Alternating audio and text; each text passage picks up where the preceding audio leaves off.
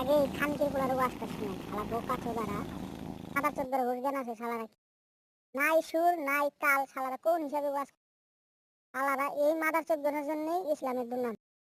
রাস্তার মধ্যে দেখে একটা কুকুর তৃষ্ণার জ্বালায় খা খা করতেছে। তৃষ্ণার মধ্যে খা খা করে করতে করতে তার জীবন বেড়াবে বেড়াবে ভাব। তখন ওই বেশ্যা নারী কি করলো? বেশ্যা নারীর মধ্যে আল্লাহ তার মাথার মধ্যে একটা ব্রেন দিয়া দিল।